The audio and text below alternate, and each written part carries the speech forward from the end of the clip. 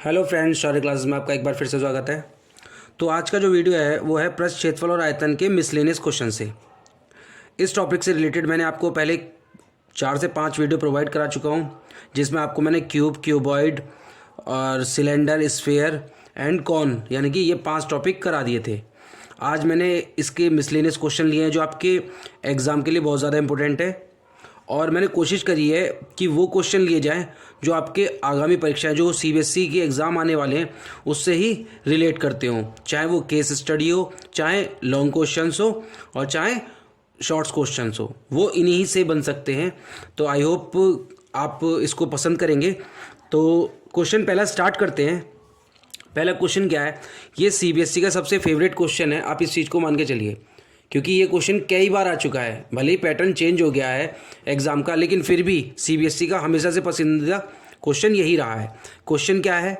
Question है a toy. मैंने Hindi English दोनों लैंग्वेज का यूज़ किया है, बट सॉल्यूशन में हिंदी इंग्लिश कोशिश करूँगा कि हिंदी में भी प्रोवाइड करा सकूँ। ठीक है, तो क्वेश्चन है a toy is in the form of a cone of radius 3.5 centimetre mounted on a hemisphere of some radius on its circular face. The total height of the toy is 15.5 centimetre. Find the surface area of the toy. यानी कि एक आपका hemisphere है, अर्धगोला है, अर्धगोले के ऊपर शंकु के आकार, ये आपके सामने डायग्राम है, ये एक अर्धगोला या कटोरी मान के चलिए, उसके ऊपर मैंने ये क्या बर्थडे कैप रख दी, तो ये खिलौने का आकार बन गया है। उसने हमें इसकी टोटल हाइट दी है, कितनी है? 15.5 सेंटीमीटर। कौन की रेडियस दी है, चूंकि कौन की और हेमिस्फेयर की रेडियस इक्वल है, सेम फेस है, सर्कुलर फेस सेम है, same radius on it circular face, तो इसकी वैल्यू कितनी है? 3.5। तो आपको पता है हेमिस्फेयर की हाइट कह लो या रेडियस कह लो वो सेम होती है। तो अगर ये 3.5 है तो रिमेनिंग यानी कि कौन की जो हाइट है वो कितनी होगी? 12 होगी। अब आपको सिर्फ क्वेश्चन में जो पूछा है उस पर ध्यान देना है। क्या पूछा इसने? कुल पृष्ठीय क्षेत्रफल। तो फॉर्मूला क्या होता है? Total surface area of toy. खिलौने का कुल पृष्ठीय क्षेत्रफल होगा किसका? कर्व सरफेस एरिया ऑफ किस cone plus curve surface area of hemisphere. ठीक है, हेमी स्फीयर का ये चीज़ आपको ध्यान रखनी है। तो भाई आप एक चीज़ शेप देखिए ना, ये शेप क्या है? नीचे कटोरी है, ऊपर टोपी का आकार है, तो हमें टोटल मिला के अगर उसका टोटल सरफेस एरिया निकालना है तो आप cut surface area of toy निकाल दीजिए, जो खिलौना है उसका कट सरफेस एरिया। तो यहाँ पे टी एस से संपूर्ण पृष्ठीय क्षेत्रफल किसका? खिलौने का। सी एस से ऑफ कौन का मतलब है पृष्ठीय क्षेत्रफल किसका? शंकु का। और पृष्ठीय क्षेत्रफल किसका? अर्धगोले का। तो आपको पता है इसका फॉर्मूला क्या होता है? कौन का फॉर्मूला होता है हेमिस्फीयर का? उस कर्व सरफेस एरिया का पाई आर एल प्लस हेमिस्फीयर का क्या होता है? हेमिस्फीयर का होता है 2 पाई आर स्क्वायर। अब आप देखिए आपके पास जो जो वैल्यूज़ है वो लिख लीजिए। आर की वैल्यू हमारे पास है 3.5, ठीक है। उसके बाद हमारे पास पाई की वैल्यू है 22/7। एल की वैल्यू हमको फाइंड करनी है, तो एल आपको पता क्या होता है? √h² plus R square. ठीक है, अब आप देखिए किसकी बात करेंगे? एल तो लिटरल हाइट इसी की होती है, तिर्यक ऊंचाई बोलते हैं शंकु की, तिर्यक ऊंचाई। तो पाइथागोरस थ्योरम से ही तो निकलेगी ये। पाइथागोरस थ्योरम क्या कहती है? L square is to H square plus R square, यानी कि कर्ण का स्क्वायर बराबर लंब का स्क्वायर प्लस आधार का स्क्वायर। तो एच की वैल्यू कितनी है? एच की वैल्यू हमारी 12 का स्क्वायर प्लस आर की वैल्यू कितनी है? 3.5 का स्क्वायर। तो जब इसको सॉल्व करेंगे तो ये 144 आ जाएगा, प्लस 3.5 का स्क्वायर होता है 12.25। ठीक है, मैं आपको यहाँ एक ट्रिक और सिखा देता हूँ साथ के साथ। जब भी कोई ऐसा नंबर हो 35, 25, 65, 85, 125, तो उसका स्क्वायर कैसे निकालते हैं? जैसे यहाँ पे लिखा था 3.5 या 35 मान लेता हूँ उसको, तो 35 का जब भी स्क्वायर निकालना होगा कैसे निकलेगा? ये जो 5 है, 5 का स्क्वायर तो हो जाएगा 25, और 3 से अगला नंबर क्या होता है? 4। इन दोनों की मल्टीप्लाई कर दीजिए, यानी कि 3 4 जा 12। तो इसका आंसर यहाँ पे कितना आएगा? 12.25। इस तरीके से मैंने इसको निकाला है। अब ज़रा देख लेते हैं क्या आएगा। यहाँ पे जब इसको सॉल्व करेंगे तो ये हो जाएगा आपका 144 प्लस 12 ये हो जाएगा 156.25 और एल की वैल्यू यहाँ से आ जाएगी 12.5 सेंटीमीटर। क्लियर है? अब इनकी वैल्यू रख दीजिए। तो पाई की वैल्यू कितनी थी? 22। अगर मैं पाई कॉमन भी ले लूँ, पाई आर कॉमन आ सकता है, लेकिन कोई बात नहीं। 22/7 इंटू आर की वैल्यू 3.5 इंटू एल की वैल्यू 12.5 प्लस 2 पाई की वैल्यू 22/7 और आर की वैल्यू 3.5 इंटू 3.5। इसको जरा सॉल्व कर लेते हैं। पॉइंट हटा के एक ज़ीरो यहाँ बढ़ेगा और एक ज़ीरो यहाँ बढ़ेगा कैलकुलेशन को आसान करने के लिए। यहाँ पे भी एक ज़ीरो और एक ज़ीरो, तो ये 100 आ गया दोनों तरफ। अब आप देखिए 7 5 ज़ा 35, 5 से 20, 2 से 10, 2 से 11। ठीक है, यहाँ तक आ गया। इसके बाद अभी और जाएगा बट कोई नहीं, यहाँ देख लेते हैं। 7 5 ज़ा 35, 5 से 20, 2 से 10। अब ये दोनों तरफ 10 आ गया, तो आप 1/10 कॉमन ले लीजिए। तो आपके पास क्या बचता है? 11 इंटू 12 5 प्लस 22 इंटू 35। क्लियर? जरा इसकी मल्टीप्लाई करके देखते हैं। तो 125 और 125, 5 7 2 और 1 3, ये आ गया आपका 1/10। यहाँ आ गया 1375 प्लस यहाँ पे कितना हो जाएगा? 70 और 70, तो 770, ये आपका 770। तो जब इसको टोटल करेंगे 1/10, यहाँ जाएगा 5, 7 7 जा 14 का 4 कैरी 1 3 और 7 0 5 7 0 14 1 7 3 10 11 का 1 हासिल लगा 1, यह आ गया आपका 2145/10। तो जब इसको सॉल्व करेंगे 214.5 सेंटीमीटर स्क्वायर, यही आपका टोटल सरफेस एरिया होगा। क्लियर है? आई होप क्वेश्चन आपको समझ में आया होगा। नेक्स्ट क्वेश्चन देखते हैं। नेक्स्ट क्वेश्चन क्या है? नेक्स्ट क्वेश्चन दिया है उसने, डायग्राम आपके सामने आ गया होगा। नेक्स्ट क्वेश्चन में दिया है a carpenter made a wooden pen stand, it is in the shape of cuboid with 4 conical depression to hold pens. The dimensions of the cuboid are 15 cm by 10 cm by 3.5 cm. The diameter of each of the depression is 1 cm and the depth is 1.4 cm. यानी कि कुल मिला के आपने pen stand देखा है, जैसा diagram आपके सामने शो हो रहा है, जिसमें 4 होल्डर हैं, यानी कि 4 पेन रखे जा सकते हैं। इसकी डायमेंशन दे रखी है 15, कितनी दे रखी है? 15 × 10 × 3.5। ठीक है। अब उसके बाद जो शेप है वो तो है कॉनिकल शेप में, और जो पूरा स्टैंड है वो किस शेप में? क्यूबॉइड शेप में। तो यहाँ से ये केस स्टडी पे क्वेश्चन बन सकता है। यहाँ पे आप डायरेक्ट भी वो पूछ सकता है आपसे, वैसे तो ये केस स्टडी में भी बन सकता है। तो केस स्टडी में क्या क्या क्वेश्चन पूछे जा सकते हैं वो दिए हैं। घनाभ का आयतन, यानी कि जो आपके पास ये स्टैंड है, जो आपके पास ये स्टैंड है, सिर्फ इसी का उसने वॉल्यूम पूछ लिया, तो वॉल्यूम पहले का तो सॉल्यूशन बड़े आराम से निकल जाएगा। क्या? घनाभ का आयतन, वॉल्यूम ऑफ क्यूबॉइड क्या होता है? वॉल्यूम ऑफ क्यूबॉइड होता है L into B into H. तो आपके पास डायमेंशंस दे रखी थी, कितनी दे रखी है उसने? 15 × 10 × 3.5। तो क्या मैं पॉइंट से 0 कैंसिल कर दूं? बिल्कुल। और 35 × 15 आपका आ जाता है 525 सेंटीमीटर क्यूब। ये आपका पहला क्वेश्चन हो गया, 1 नंबर मिल गया आपको। उसके बाद नेक्स्ट क्वेश्चन में क्या है? शंक्वाकार गड्ढों का आयतन कितना होगा? जो ये पेन होल्डर है, जिसकी जैसे ये पेन होल्डर है, पेन होता है, पेन में ये चीज़ ही तो जाती है, तो ये क्या शेप है? ये शेप है आपकी शंकु की है। तो उसने ये जो डिप्रेशन है, शंक्वाकार गड्ढे का आयतन, what is the volume of conical depression, ये जो गड्ढे हैं इनका आयतन पूछा है। तो आपको एक तरीके से कौन का ही तो वॉल्यूम बताना है। तो सेकंड क्वेश्चन में क्या हो जाएगा? वॉल्यूम ऑफ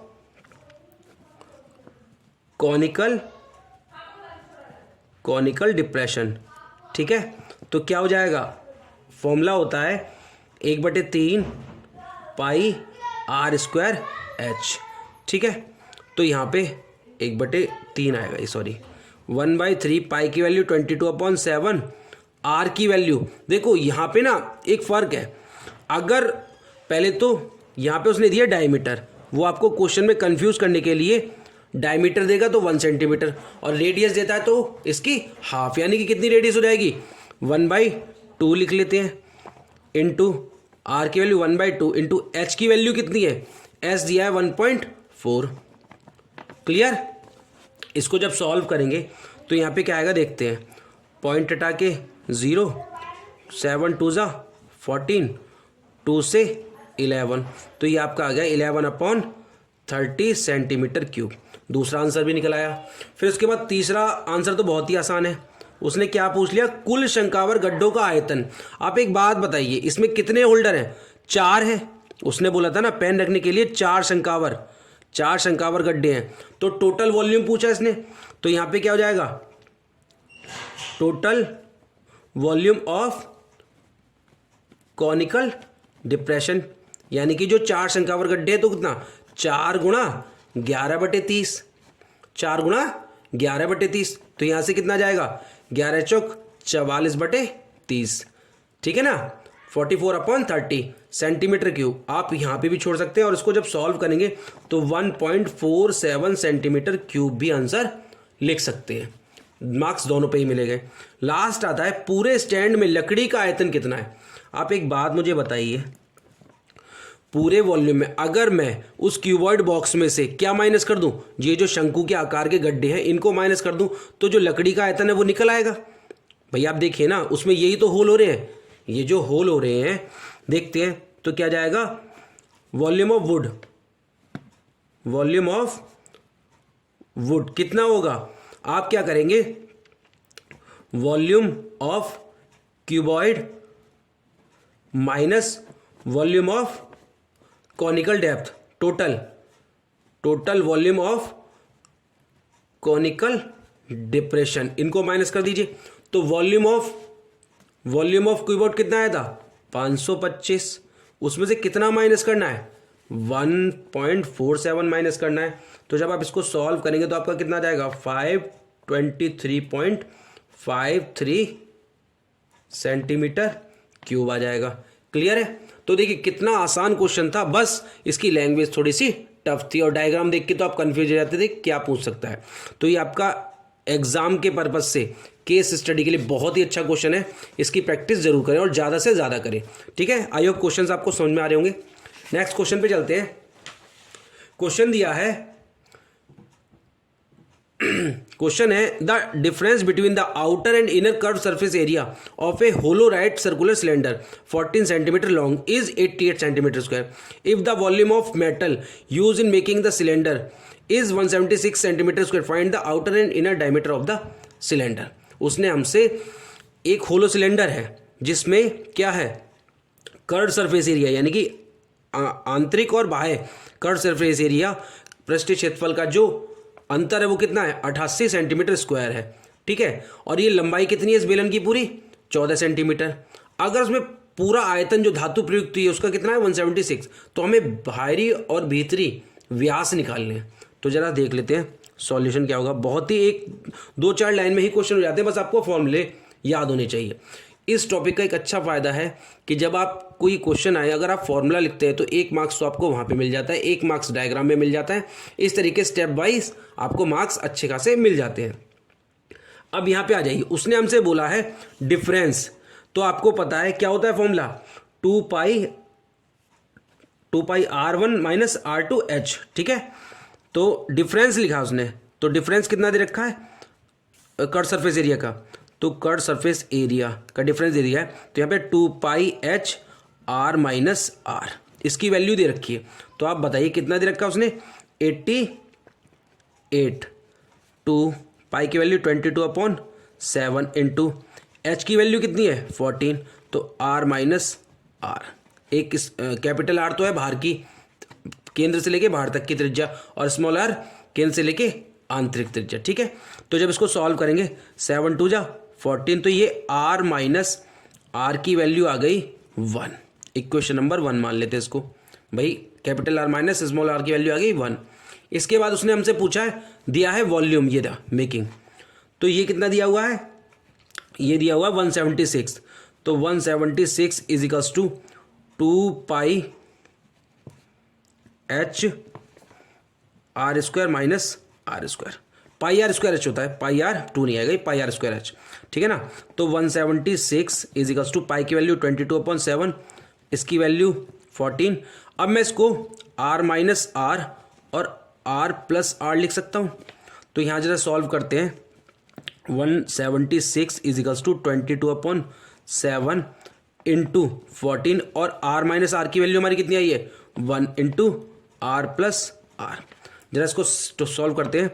तो 7 2 ज़ा 14, 22 2 ज़ा ये 4 टाइम्स आएगा। तो ये आर प्लस आर की वैल्यू कितनी आ गई 4 आ गई। इक्वेशन नंबर 2, इक्वेशन 1 और 2 को ऐड कर दे तो क्या आ जाएगा 2r इज इक्वल्स टू 5। तो r की वैल्यू कितनी आ गई 5/2। बट उसने हमसे क्या पूछी है डायमीटर। तो डायमीटर क्या होती है, व्यास पूछा है, तो d is equals to 2r। तो क्या हो जाएगा 2 इंटू आर की वैल्यू 5/2, यहाँ से कैंसिल करेंगे तो ये आ जाएगी 5 सेंटीमीटर। इसी तरीके से स्मॉल आर की वैल्यू कितनी आ जाएगी, स्मॉल आर की वैल्यू आ जाएगी 3/2। तो यहाँ से डायमीटर कितना आ जाएगा, यहाँ डी आर लिख लो, यहाँ डी आर लिख लो, तो ये आ जाएगा 2 इंटू 3/2। तो यहाँ से कितनी रहेगी 3 सेंटीमीटर। यही आपसे उसने पूछा था कि आंतरिक और बाह्य और भीतरी, सॉरी बाहरी और भीतरी व्यास ज्ञात कीजिए। आई होप क्वेश्चन आपको समझ में आया होगा। ये नेक्स्ट क्वेश्चन पे आ जाते हैं। ये भी एक अच्छा क्वेश्चन है जो बार बार सीबीएसई पूछती है। क्या है क्वेश्चन देख लेते हैं। क्वेश्चन दिया है ए सॉलिड आयरन पोल, लोहे के एक ठोस खंभे में 220 सेंटीमीटर ऊंचाई और 12 सेंटीमीटर आधा त्रिज्या वाला एक बेलन, जिसके ऊपर 60 सेंटीमीटर ऊंचाई और 8 सेंटीमीटर त्रिज्या का एक बेलन लगा है। खंभे का द्रव्यमान ज्ञात कीजिए अगर 1 सेंटीमीटर लोहे में लगभग 8 ग्राम द्रव्यमान हो। ठीक है, तो आपको क्या करना है, मान के चलिए ये जो सिलेंडर है इसको मैं C1 मान लेता हूँ और इसको C2 मान लेता हूँ। दोनों को ऐड करके और इससे मल्टीप्लाई कर देंगे, आंसर आ जाएगा। देख लेते हैं। सॉरी, क्वेश्चन क्या है, पहले तो हमें वॉल्यूम निकालना है ना भाई, द्रव्यमान निकालना है टोटल। तो सॉल्यूशन देखते हैं पहले इसका। तो आपसे पूछा जाता है वॉल्यूम ऑफ C1 कितना होता है सिलेंडर का, पाई आर स्क्वायर, इसकी रेडियस में R1 ले लेता हूँ और H1 ले लेता हूँ, पाई आर स्क्वायर H, ठीक है, R1 स्क्वायर H। तो पाई की वैल्यू 22/7, लेकिन इसे 3.14 वैल्यू हमसे लेने को कहा है। तो 3.14, R की वैल्यू इसके लिए कितनी है, R की वैल्यू इसके लिए 12 गुणा 12, ठीक है, इंटू H की वैल्यू कितनी है, H की वैल्यू 220। इनकी कैलकुलेशन जब करेंगे तो कैलकुलेशन मैंने पहले से कर रखी है, कितना आएगा 99,475.2 सेंटीमीटर क्यूब। इस क्वेश्चन में सिर्फ कैलकुलेशन इंपॉर्टेंट है, क्योंकि इसमें कैलकुलेशन थोड़ी सी टफ होगी। अगर आप ध्यान से देखें, यहाँ पे पॉइंट हटा के मैं 1 0 काट सकता था, अपॉन में 10 लिख सकता था, मतलब ओवरऑल कैलकुलेशन आपको खुद करनी होगी। ठीक है, यहाँ टाइम की बचत के लिए मैंने कैलकुलेशन पहले से की है ताकि आपको दिक्कत ना हो। इसके बाद वॉल्यूम ऑफ C2, ठीक है, वो कितना आएगा, पाई R2 स्क्वायर और S2। तो पाई की वैल्यू 3.14। यहाँ पे रेडियस कितनी है, यहाँ पे रेडियस आपकी दी हुई है 8 सेंटीमीटर, ये लिखी। तो 8 इंटू 8 इंटू S2 की वैल्यू कितनी है 60। जब इसको सॉल्व करेंगे तो यहाँ आएगा आपका, ये शायद मिस्टेक हो गई, मैंने उल्टा ले लिया है शायद, पहले वाले की 12,000 आएगा, स्मॉल सिलेंडर जो है ये आएगा 12,057.6 सेंटीमीटर क्यूब, और इसका आएगा, ठीक है, हाँ ठीक है, बिल्कुल सही है, ठीक है ना, लार्ज सिलेंडर की है और ये हो गया। ठीक है, अब वॉल्यूम ऑफ पोल की बात होगी तो क्या हो जाएगा, V of volume of C1 plus volume of C2 add हो जाएंगे। तो ये आपका कितना जाएगा, ये आपका हो जाएगा 99,475.2 प्लस 12,057.6, इनको जब ऐड करेंगे तो 1,11,532.8 सेंटीमीटर क्यूब। ठीक है, अब उसने हमसे बोला है, क्या बोला है, 1 सेंटीमीटर क्यूब बराबर 8 ग्राम। तो इतने कितने के बराबर होगा, तो यानी कि 1,11,532.8 गुणा 8। जब इसको सॉल्व करेंगे, और किलो में बताना है या ग्राम में वो आप पे डिपेंड करता है। तो अगर मैं इससे मल्टीप्लाई करता हूँ तो यहाँ आ जाएगा 8892262.4 ग्राम, और किलो की बात करूँगा तो अपॉन में 1000 कर देंगे। तो 1000 का मतलब कितना है, 892.262 kg। ये क्वेश्चन भी आया हुआ है, वो आपसे मास पूछता है, यानी कि उसका द्रव्यमान कितना है ये पूछता है। आई होप क्वेश्चंस आपको समझ में आ रहे होंगे। नेक्स्ट क्वेश्चन है, एक भवन बेलन के ऊपर अर्धगोलाकार गुम्बद के रूप में है। गुम्बद के आधार का व्यास कुल ऊंचाई के 2/3 के बराबर है। भवन की ऊंचाई ज्ञात कीजिए यदि इसमें 67 सही 1/21 सेंटीमीटर क्यूब हवा भरी हो। क्वेश्चन का डायग्राम आपके सामने है। उसने बोल दिया है कि जो उसका व्यास है, सॉल्यूशन देखते हैं। सॉल्यूशन में क्या है, जो उसका व्यास है वो क्या है, कुल ऊंचाई का 2/3 है। तो कुल ऊंचाई मैंने कितनी मानी है, h। तो आपको पता है व्यास कितना होता है, 2r। तो 2/3 h। तो यहाँ से r की वैल्यू कितनी आ जाएगी, r की वैल्यू हो जाएगी 1/3 h। ठीक है, अब इसके बाद क्या करना है, जो उसने गिवन है उस कंडीशन को ले लेते हैं। तो volume of air, volume of air किसके बराबर होगी, volume of cylinder plus volume of hemisphere.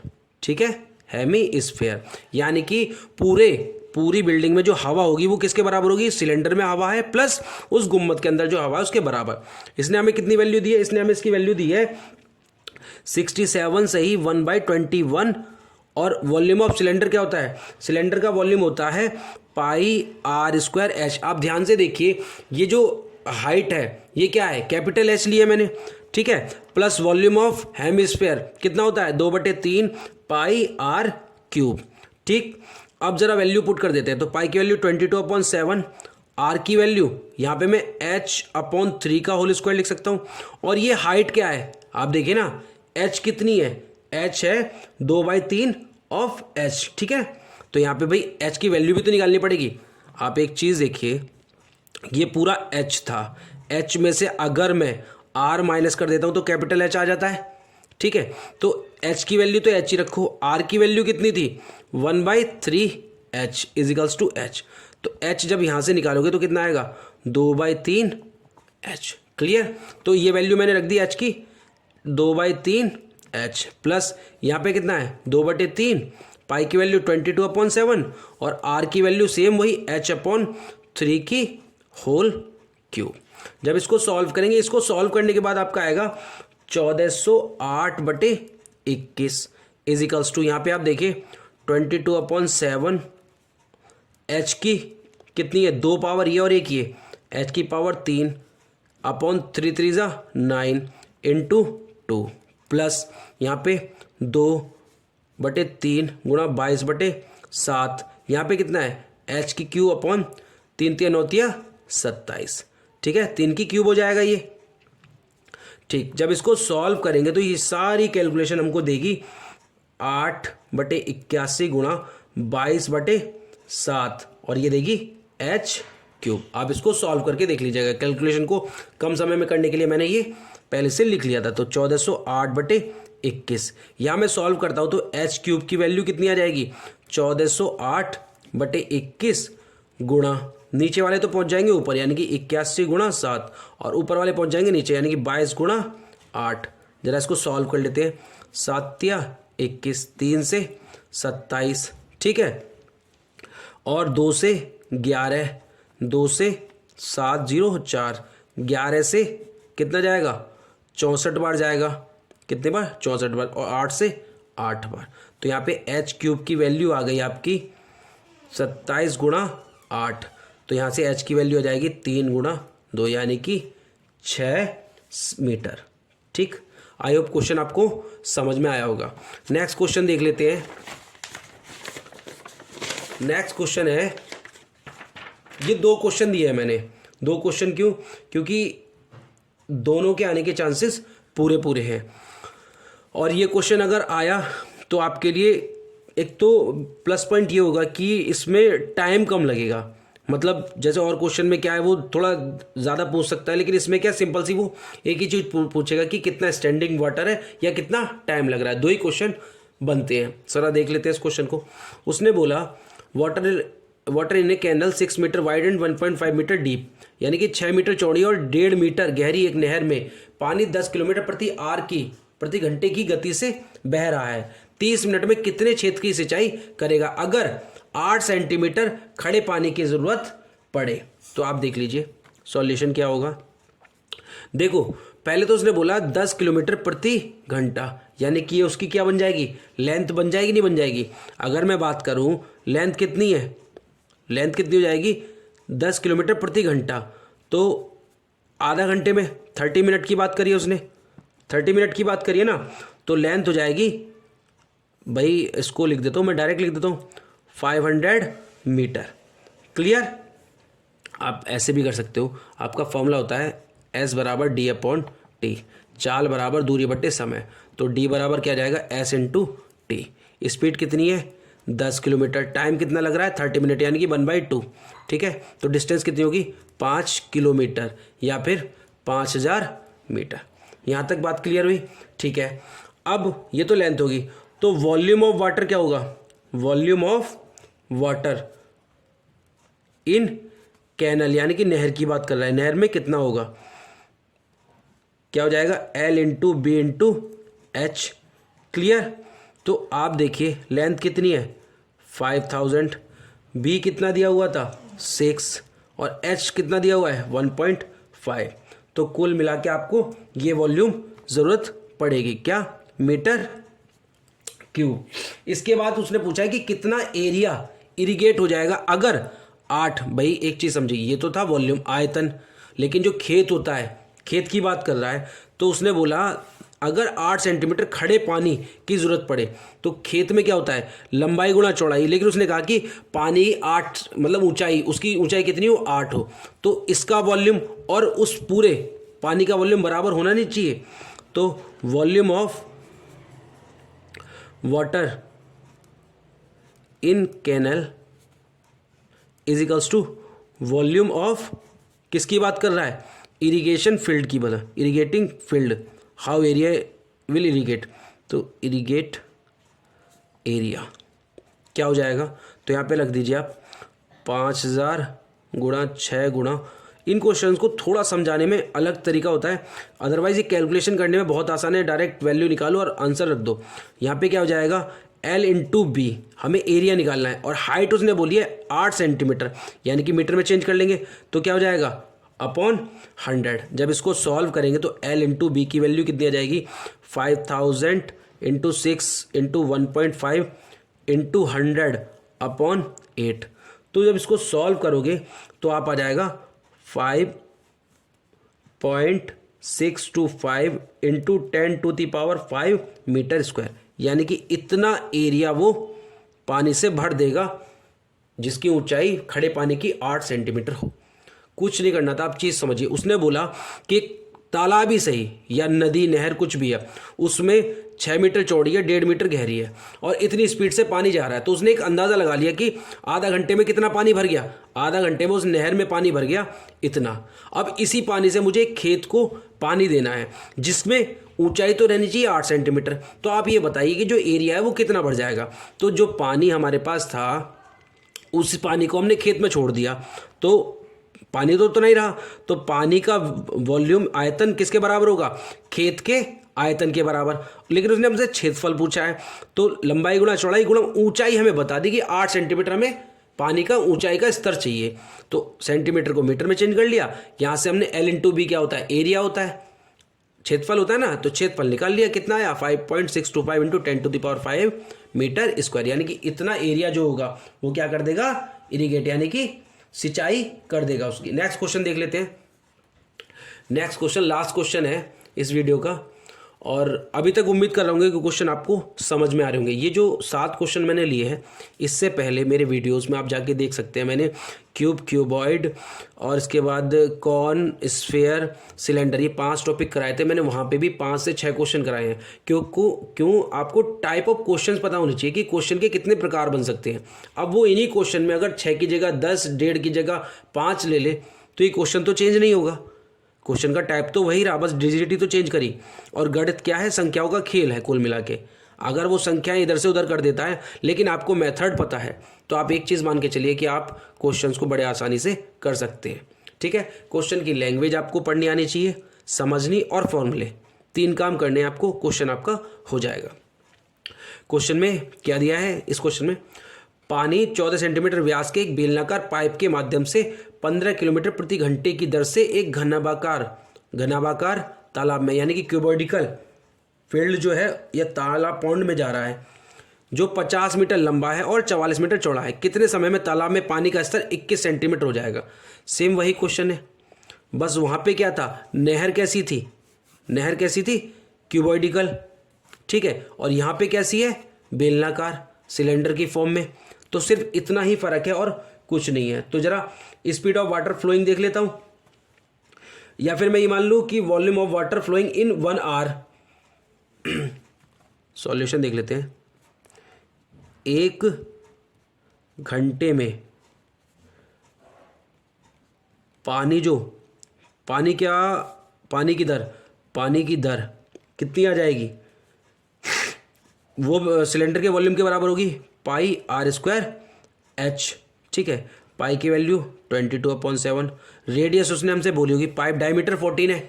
D की वैल्यू अगर उसने 14 सेंटीमीटर दी है तो आर की वैल्यू 7 सेंटीमीटर हो जाती है।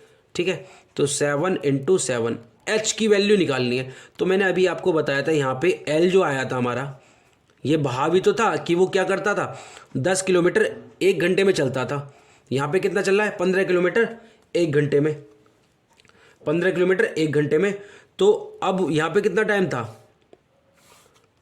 कितना टाइम वाटर, अच्छा टाइम पूछा है। ठीक है, तो कितना आ जाएगा? यहाँ पे आ जाएगा 15,000। कितना आ जाएगा? 15,000। भाई किलोमीटर को डायरेक्ट मैंने मीटर में चेंज कर लिया। अब इसके बाद एक चीज़ देखिए, ये सेंटीमीटर में दिया हुआ है, ये सेंटीमीटर में, और ये किस में? मीटर में। तो सेंटीमीटर को मीटर में चेंज कर लो या मीटर को सेंटीमीटर में। आपको यूनिट का भी ध्यान रखना है कि किस चीज़ में दी है। यहाँ पे भी देखिए सेंटीमीटर दिया हुआ है, तो 14 सेंटीमीटर, यानी कि जो हमने ये डायमीटर निकाली थी 14 सेंटीमीटर, तो रेडियस 7 सेंटीमीटर हुई। इसको किस में चेंज कर लेंगे? 7/100 × 7/100। यहाँ तक क्लियर है? अब इसको सॉल्व करते हैं। 7 से 7 कैंसिल, 2 0 से 2 0 कैंसिल, और 1 0 से ये 0 कैंसिल। ठीक, 5 से 5 दिया 15, 5 दूनी 10, 2 से 11। तो आपके पास आ जाता है 7 से 21, 21 की गुणा 11 में करेंगे तो 231 मीटर क्यूब। ये हमारे पास टोटल क्या है? पानी है जो उस किससे बह रहा है? Flowing rate of 15 kilometre through a cylindrical pipe. एक पाइप से जो पानी बह रहा है उसकी मात्रा मेरी इतनी है। अब उसको मैं कहाँ पहुँचा दूँ? उसको मैं पहुँचा देता हूँ इस एरिया में, लेकिन पानी का स्तर तो वही रहेगा। तो क्या हो जाएगा? Volume of water in the tank with depth is 21 centimetre, यानी कि 21 सेंटीमीटर ऊंचाई के साथ